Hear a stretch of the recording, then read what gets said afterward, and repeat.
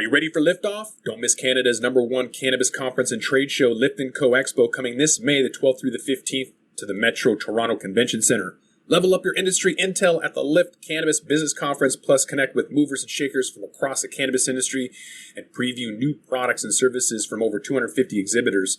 Plus, everyone loves Lift & Co Expo's prizes, live music, and more.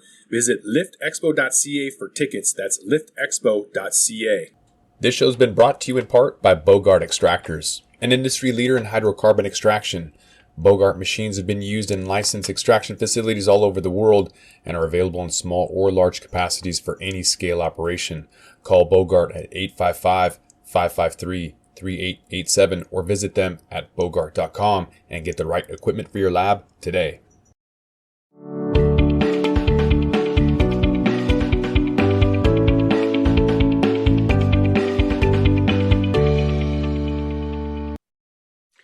Welcome back to Green Rush Live. I'm Josh Kincaid. I'm your host while Jimmy is out walking a pack of long-haired chihuahuas. I guess he lost a bet. With me is Christopher Smith. We're going to be talking about the Last Prisoner Project. Christopher, it's Friday. Happy Friday, man. Thank you, sir. Same to you. Now, both of us, we're shouting up and down the West Coast. I'm down in the bottom in Los Angeles area. You're in Seattle area, or are you just in Washington somewhere? I am in Seattle. I am literally across the street from the SeaTac airport. I'm not bragging. I'm just telling you geographically where I'm at. Okay. Yeah. Next time I drop in, I'm calling you for a ride. Yeah. Yeah. You can always park at my house and walk there. It's that close. Okay. The last segment we were talking about some of the robberies and how they kind of started out in California, worked their way up. I briefly mentioned that I was robbed on 420. I was telling my coworkers at the bank I worked at, be careful. I was trying to explain what it is. I was like, this is the Halloween for drug dealers. And then literally like 2 minutes later, this guy comes in, oil can with a gun, and it's like, everybody on the ground. I was like, oh my God.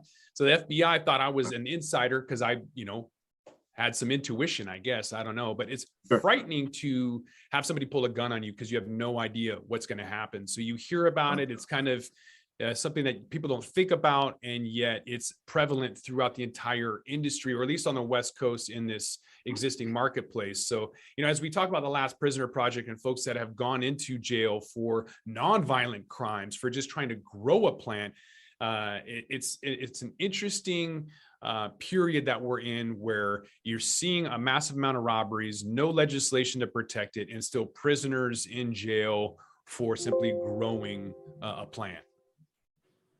It's a remarkable mix or mix up or blend. I think we'll look back on this period and wonder how these things will become unraveled, because they have to. There's no logic to what's happening. I think, like you're saying, number one is we have a regulatory environment which forces our businesses to operate in cash only, which means that, like you said in the previous segment, I thought that was great, that any business that has to hold a lot of cash is effectively a bank. So these dispensaries, for example, have cash, and some of them, depending on how well they do, they're making perhaps hundreds of thousands of dollars per day. Well, if they can't take that money to the bank, they have to keep it in the safe. And sometimes they have to keep it in alternative safes off, sort of off campus or whatever. Anyway, dealing with cash is like catnip for robbers, of course, so it just attracts crime, because they know where there's going to be A, cannabis, and B, of course, lots of free cash.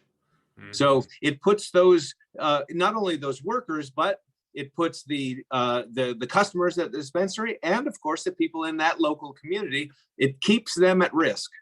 So these regulations that are sort of not quite fixed are really keeping people at risk. And it's a huge negative for our industry. There are some positive groups out there when it comes to veterans, 22 Too Many, and some of these other groups that are trying to support one another from the ground up. And from top down, we're seeing the MORE Act and the HOPE Act. But from the ground up, we're seeing things like Last Prisoner Project. Can you tell the audience who don't know about Last Prisoner Project a little bit about maybe how it got developed and what it is and why it's there? Because the government should just come and offer something, right? Well, it's I think the opposite side of the coin of what we're talking about in terms of stores being vulnerable to robberies. This is, robbery is a violent crime. and armed robbery is potential for the ultimate violent crime, of course, and that is not what the Last Prisoner Project is set up to deal with at all. In fact, it's the opposite, right? So in cannabis, we know that the laws and the structure around the prohibition of cannabis were created from the beginning, really, to negatively impact communities of color. Back in the 1930s, when the Marijuana Tax Act was created, through the declaration of the War on Drugs in 1970 by Nixon, there was a consistency, which was that Black and brown communities were the bad actors in these spaces. Nixon's, I can't remember which advisor it was.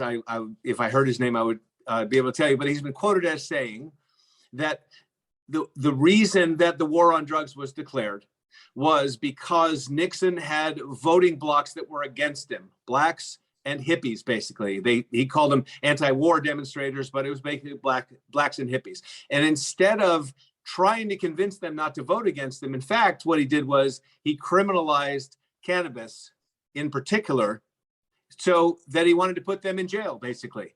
Well, they can't vote when they're in jail. They can't vote after, because now they've got a felony, right? So this was a very Machiavellian kind of strategy to punish specific groups of people. And as we know, statistically, Black and brown people have been affected negatively by the war on drugs in a sort of a ratio of about 4 to 1. The number of arrests, the number of actual incarcerations after arrest are maximally targeted toward Black and brown people. And even today, or even as recently as last year, the ratio of Black and brown to white people who are in the legal system for cannabis, this is like stop and frisk and those sorts of things.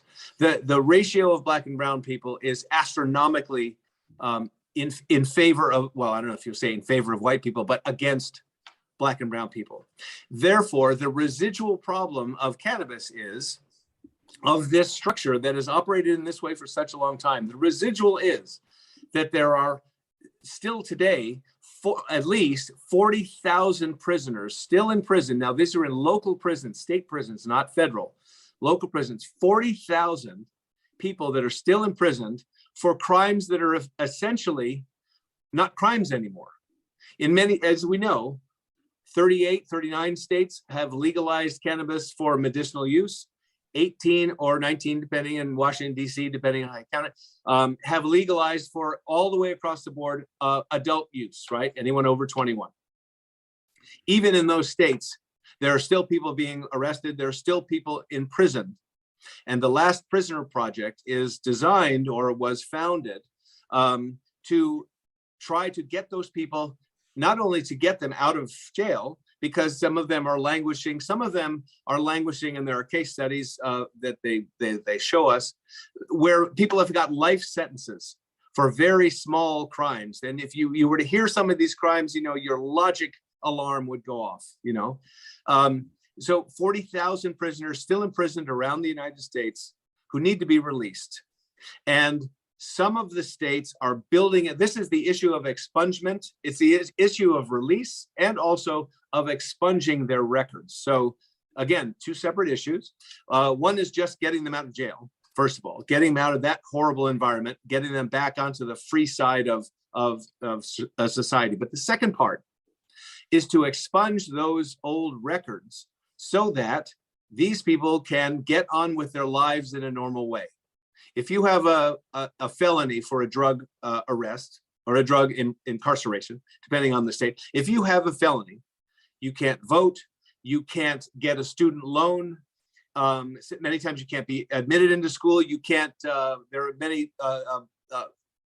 employment opportunities that you can't follow. You can't pursue law enforcement. You can't pursue medical, I believe, if you've got a felony on your record in some, depending on the jurisdiction. So the lasting problem, incarceration is bad, and it's bad enough, but then it's a life sentence, really, in many cases, especially at the level of having felonies. So I'm going to breathe now.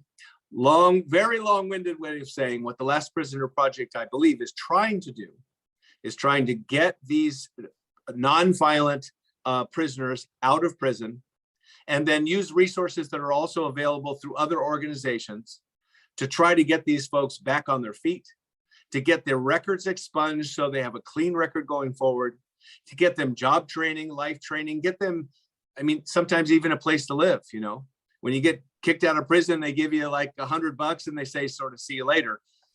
No wonder so many end up back in prison, you know, in almost no time. It's a terrible system. And so the Last Prisoner Project has been working quite hard in this. One of the cool things about the cannabis industry is that there are several companies, especially there are two that I know of here in California, that provide immediate support and constant support for the Last Prisoner Project. Canacraft is one, and I was going to name the Dalton family company, Ocean Products. I'm sorry, I'm getting that wrong. I apologize.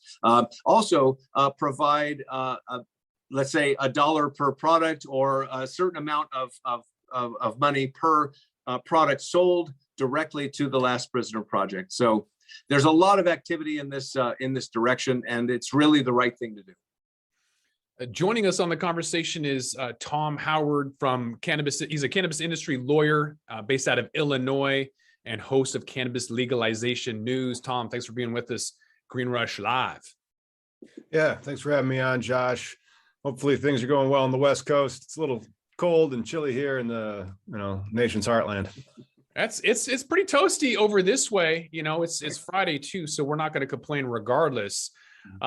With the Last Prisoner Project, I know you and your co-host Miggy have talked to some folks and had these conversations. I know Illinois is not exempt from some of these issues with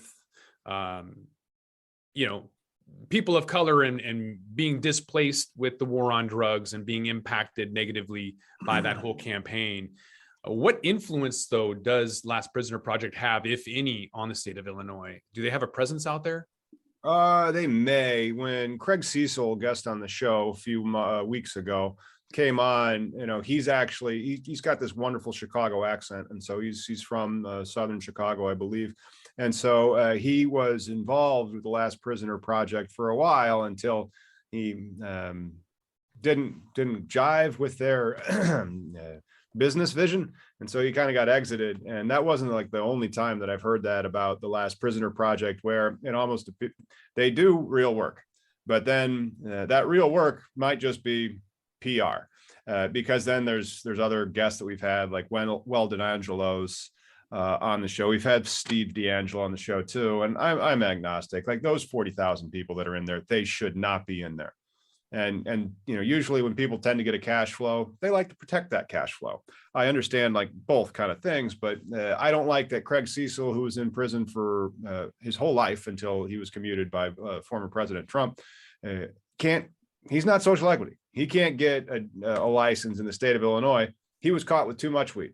I think that's kind of silly. I don't like how, in the aspect of the social equity, they gamified it, and then they've almost made it superfluous, in the sense that provided that you had the right corporate structure and organizational documents and buy-sell agreements all disclosed to the state, you were social equity.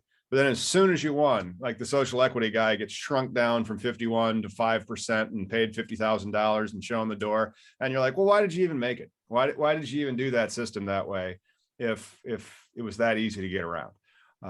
But I applaud the Last Prisoner Project for the work that they're doing to get people out of prison. Other than that, it's an interesting industry.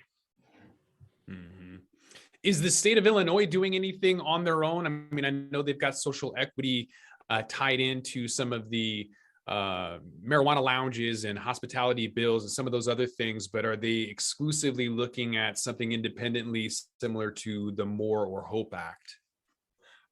They have had expungements built in, automatic expungements. And then if you got automatic expungements, if you had something that they created and defined like a minor cannabis offense. However, a lot of the other arrests were not eligible for those, and they've amended the law to make it easier for those expungements to happen. They've had a lot of the revenues that's been generated from the cannabis sales going back to what they call the R3 programs, which would help with the expungement clinics. So that type of rehabilitation is out there and built into the Illinois law. But, that's kind of like it that I've really seen for that aspect of it. Well, because why you're mentioning, I think part of that is because expungement is not free. If you want to get your records, the state's going to charge you. If you want to get the records changed, well, they're going to charge you for that. So, and many times, an average guy, like I'm an average lay person, you're a lawyer, but I'm an average guy, right? So I would have to hire you to help me get through the paperwork and get those, make sure that I've crossed all the T's and, dotted all the I's and make sure I've checked all the boxes in the right way, right? So that costs money, right? So some of the things that some of these organizations, not Last Prisoner Project, but some are working on also is trying to reduce the cost of all that stuff, because it's just yet another way to make it impossible for prisoners to get back on their feet. Christopher, does the Last Prisoner Project have legislative support? Are they being listened to when drafting legislation for the More or Hope Act or something similar? Or is this more of a independent grassroots community organization? I believe it's more of the latter. I don't believe that they're trying to necessarily get on national legislation, but I'm not sure. I'm probably not the best person to ask. Their website is really very extensive in terms of what their mission is and what they're doing. And their organization is very, very responsive. So if anyone has a question for them, I know that question can be answered very, very quickly and very completely, actually. I've had very good response. Yeah, and we did want to have somebody on the show to talk about that. Unfortunately, scheduling didn't work out last minute, so we're going to be talking about it regardless, because we think it's an important issue to talk about, and hopefully have them back on and have their representation and get some of that good Q&A. But in the meantime, between Washington and California and Illinois, there's plenty of issues out there from whether it's the robberies I mentioned and or some of the important issues with social equity. We're definitely on that same pathway. All three states all dealing with the same issues at the same time, even though the West Coast is a mature market, Illinois is kind of an emerging market. We're still at that same level where we all recognize the issue that some of these communities that have been really hit and don't have those opportunities, even when they get out of prison, like you mentioned, Tom, still not available, still not perfect, but they're going to try and do their best. Is it enough though? No, I don't think that they're trying to do their best. I think that the Illinois program was written by the MSOs to create a feeder system for them to be able to pick up distressed assets on the cheap and expand their reach.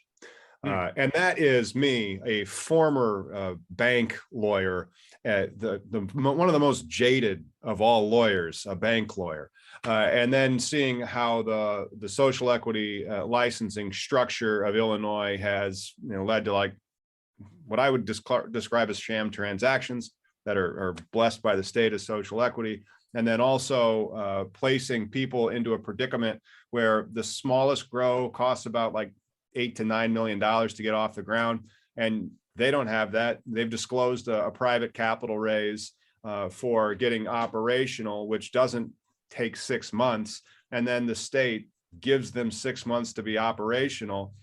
Even if you had the millions of dollars and the credit already lined up, then you could press go.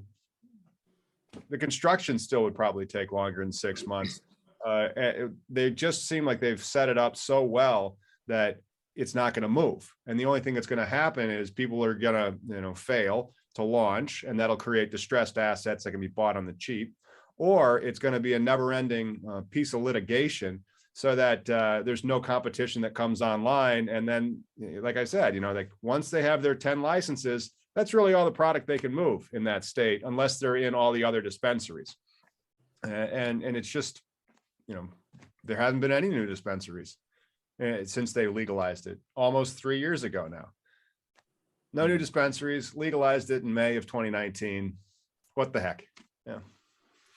Yeah, we've seen some shady deals up in this state too, where the owner of Harvest Health was acquired by, the owner of Have a Heart was acquired by Harvest Health out of Arizona, which has since been merged.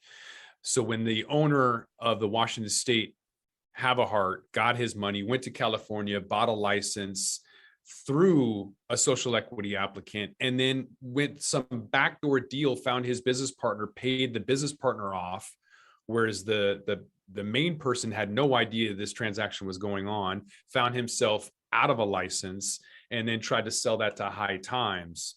So yeah, that sounds like, circumvention, unjust enrichment, quantum merit. There's a list of quasi-contractual claims that a guy like me has no problem. Like I got out of court like 2 years ago because I was the man's man. When the bank got in trouble, they'd be like, well, we'll call you. And then I'd be deposing wealthy people that had stolen money from banks. I wasn't too thrilled about it. But now if it's going to be these businessmen, let's call it, that are engaging in shady practices, I got no problem suing the crap out of them, provided the clients can pay. One of the things I find, Tom, tell me if you seeing it the same way.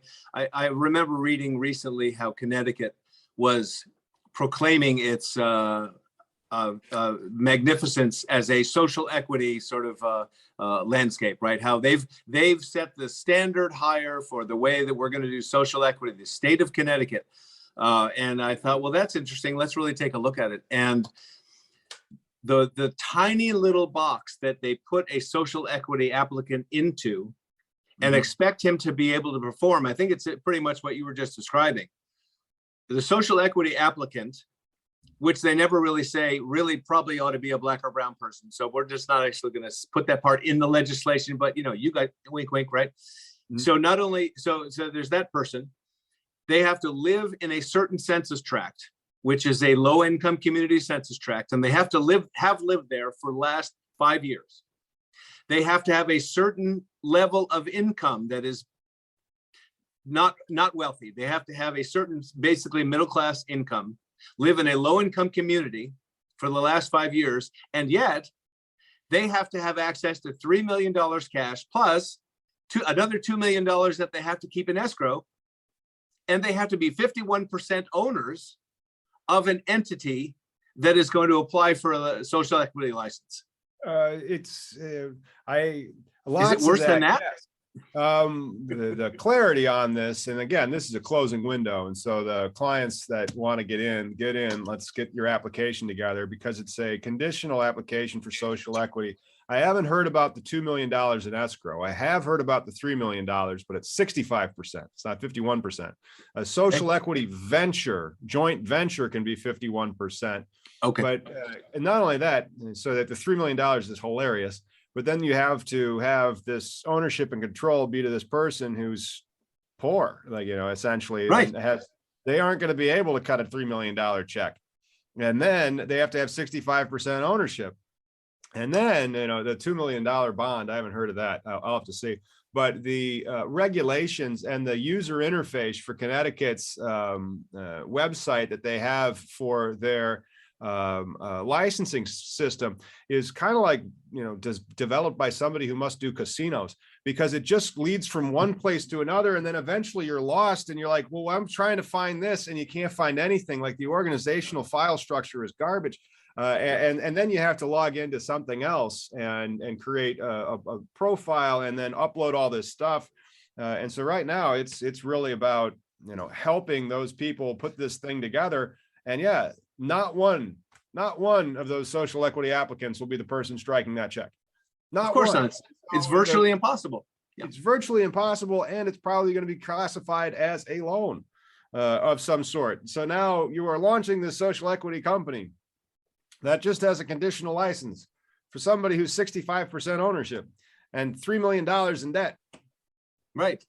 And then they got to go build a $3 million facility, Right. And paying the VIG on that $3 million, right? And so, yeah, it's just, it's that ludicrous. Has to get paid back before they see one lick of profit.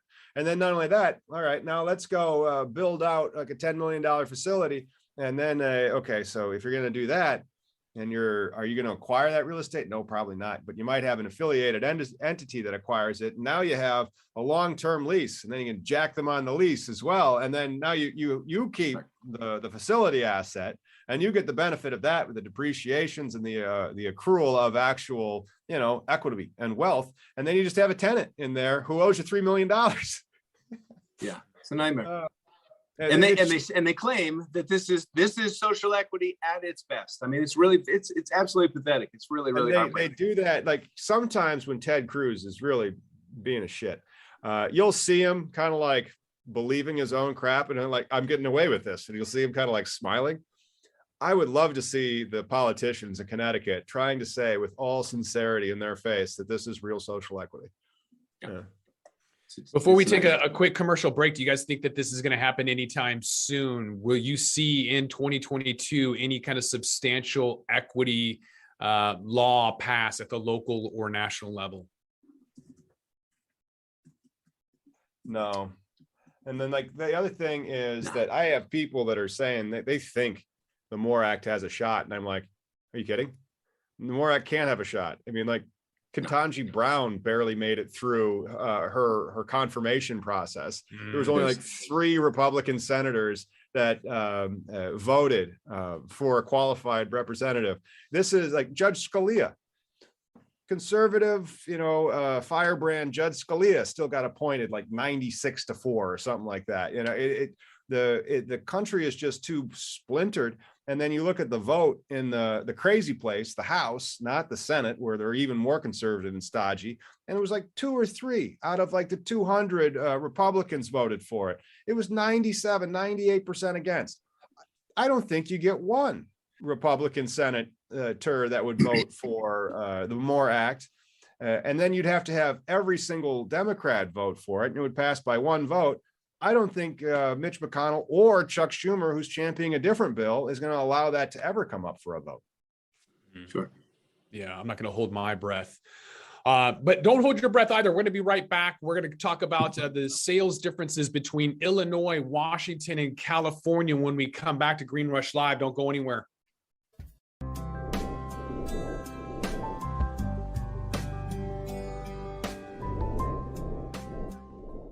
Pro Cannabis Media programming is available live and on demand on our Facebook page at Pro Canna Media, on Instagram at Pro Cannabis Media, on LinkedIn also at Pro Cannabis Media, on YouTube and YouTube Live on Pro Cannabis Media, Twitter at Pro Canna Media, and on twitch.tv/Pro Cannabis Media. So like, share, and subscribe to all of our content, newsletters, and shows live or on demand.